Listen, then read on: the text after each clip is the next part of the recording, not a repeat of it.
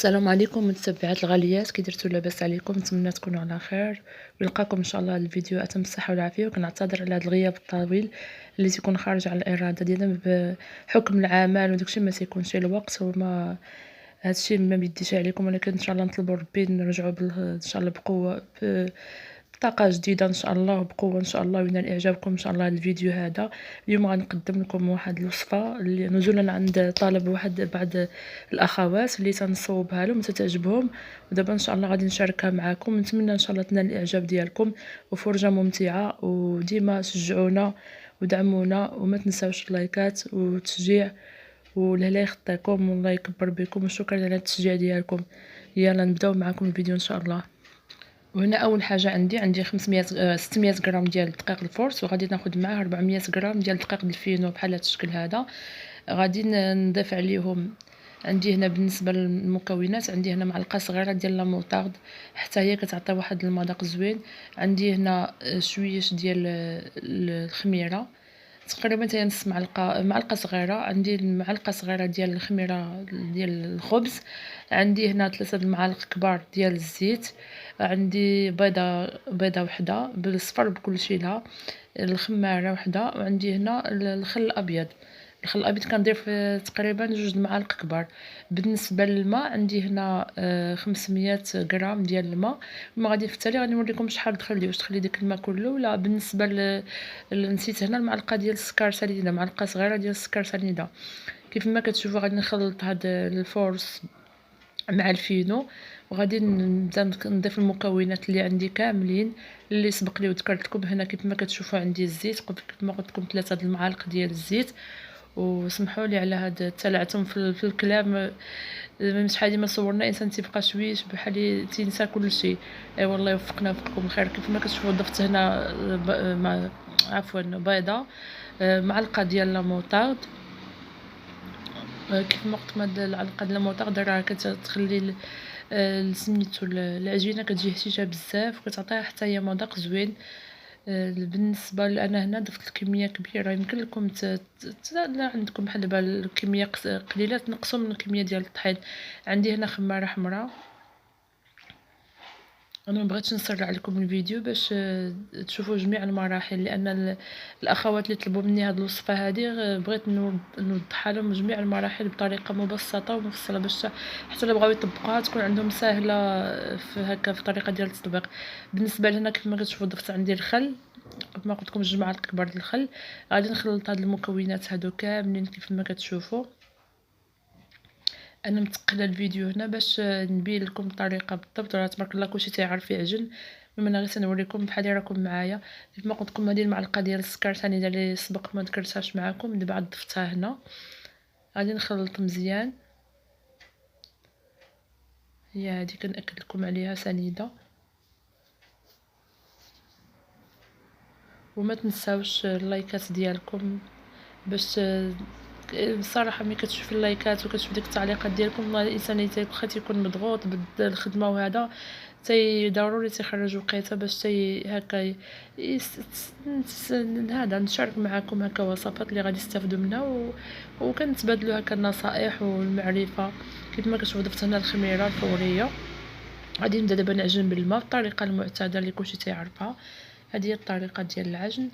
نمشي كيف ما كتشوفوا الماء راه تخلي نص لتر ديال الماء. انا بالنسبه لهاد الكميه ديال الدقيق ما كنبغيكمش زعما هكا يكون ثقيل، على حسب الدقيق الماء.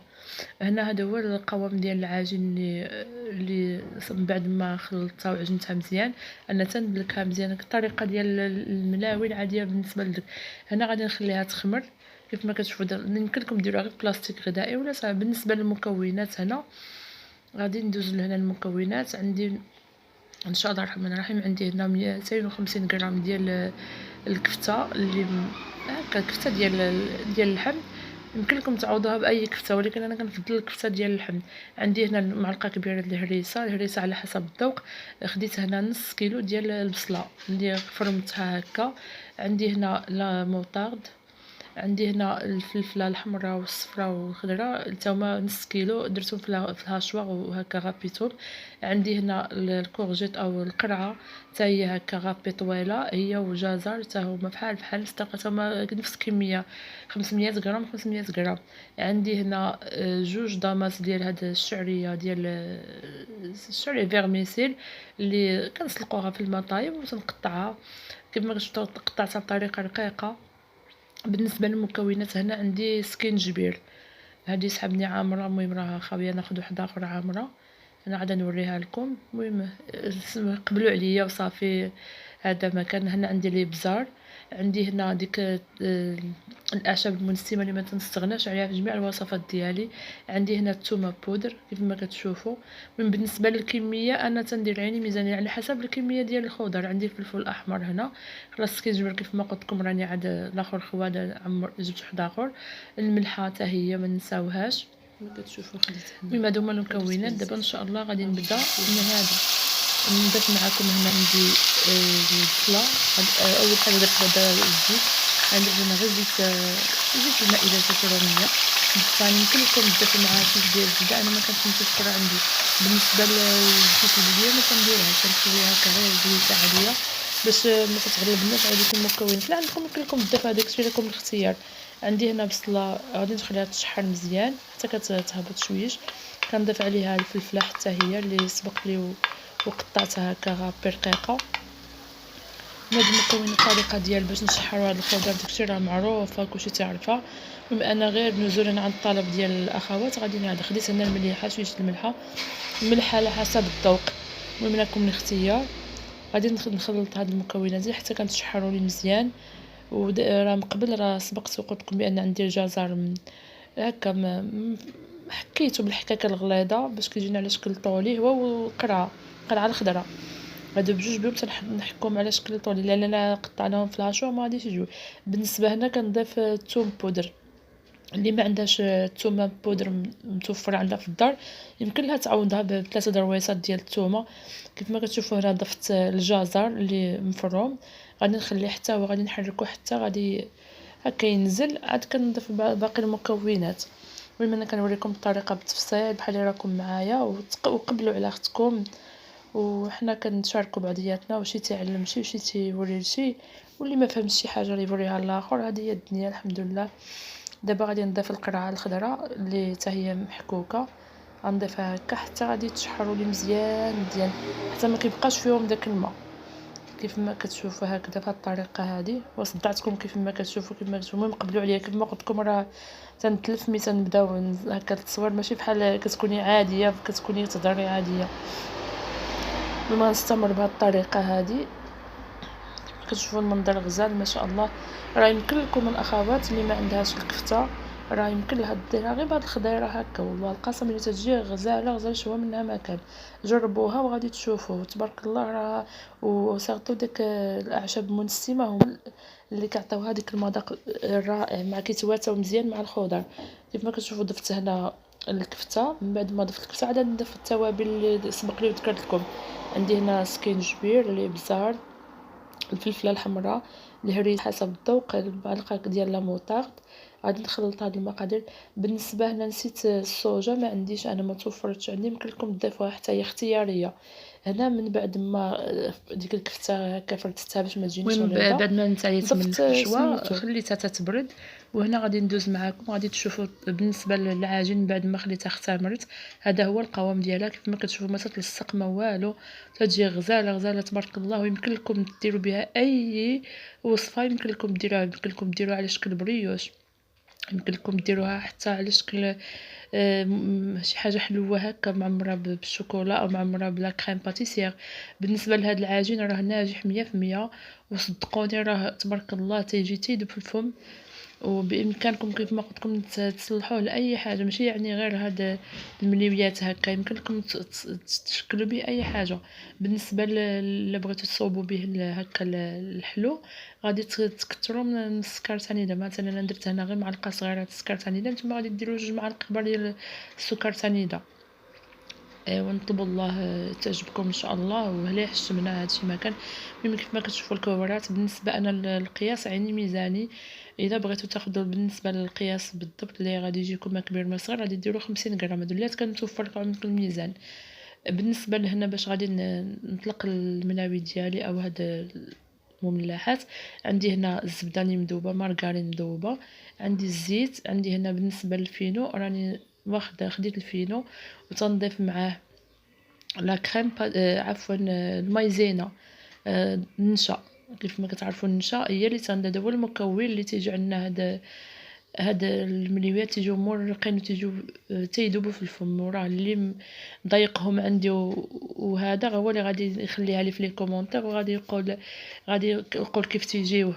ونتمنى اللي شاهد هذا الفيديو هذا من الاخوات اللي تنخدم لهم من هاد الوصفات هكا، يخليو لي الراي ديالهم بكل صراحه بدون زواق كي كنقولوا. هاد ايوا هنا حشمنا كيف ما كتشوفوا كنخلط هنا الفينو مع ديك المايزينا. وغادي نبدا دابا ان شاء الله غنورق هاد المليويات ديالي. طريقه العاديه ديال الملاوي اللي تنورقو بطريقه مبسطه، طريقه بسيطه اي وحده تبارك الله تتعرف هكا تورقهم. خديت هنا القصيعه ديالي وغادي نضيف اول حاجه الزويته، ومن بعد غادي نبدا نطلق العجين. العجين راه تيكون طالق راسو، ما تتعذبوا كاع معاه. كيف ما قلت لكم انا ما بغيتش نسرع الفيديو وتقبلوا عليا على هذا التصوير هذا. راه والله غير بالزربه، غير وجوهكم العزاز.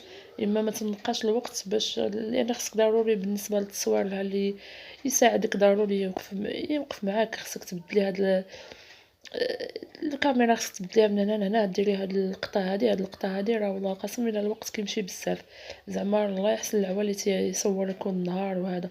كيف ما كتشوفوا من بعد ما طلقت انا العجين ديالي غادي نضيف الزبده اللي مذوبه، وغادي نضيف لهنا ديك الخليط ديما بين الفينو والمايزينا. حاجه نسيتها البنات، يمكن لكم تزيدوا عليه حتى خماره حمراء الحلوه، حتى هي راه كتزيد تعطيه الهشاشه. كيف ما كتشوفوا هكذا هو الشكل ديال المنويات اللي كنورقهم. كنبقى بهذه الطريقه نعاود معكم وحده اخرى باش تكون الطريقه واضحه. راه صدقوني تيجيو زوينين بزاف بزاف بزاف بزاف، تيذوبوا في الفم. غادي نطوي بهذه الطريقه، غادي نستمر حتى كنكمل الكميه اللي عندي وكنخليها حتى عاوتاني تطلق راسها غير شويش ماشي بزاف. المهم انا كنوريكم جميع الواجهات باش تشوفوا الطريقه ديالي وقبلوا عليا. وما تنساونيش عافاكم من الاشتراك ديالكم، ما تخسروا والو، غير ديك الصبيع ديالكم اللي كيقلب هكا في التليفون هزوه وبركوا على ديك اللايك. الله يجازيكم بالخير. وصراحه ربي راه الانسان ما يدير شي حاجه راه كيديرها لله، والله يوفقنا ويوفقكم الخير. من بعد ما انتهيت اعزائي المتتبعات من العجينه ديالي وخليتها طلقت راسها، دابا غادي نبدا نعمرها الحشوه. كما كتشوفوا هنا خديت الزويته، غادي ندهن القصيعه ديالي وغادي نبدا نطلق هاد العجينه. غير هي ما غاديش نبسطها بزاف حتى ترقاق، لا خليوها شويش هكا غليظه، ما تبسطوهاش. بالنسبه للحشوه ديالي هنا انا هكا واخده باش كتقدني عليا الطريقه اللي خصك تدير، زعما تعتمديها باش ما يبقى تجي قد الحشوه قد العجين. ماشي تقيد ديري وحده فيها بزاف وحده ما فيهاش بزاف. ديما تاخدي على حسب العدد ديال الكويرات اللي عندك، غادي تفرقي الحشوه باش تجيك مقاده وتجيك وحده قد الاخرى. واخا تكوني غير داركم نسيتي تخدمي الناس شي حاجه، ديما اعتمدي هاد الطريقه هذه باش تسهل عليك الامور. ايوا هلا حشمنا هادشي ما كان.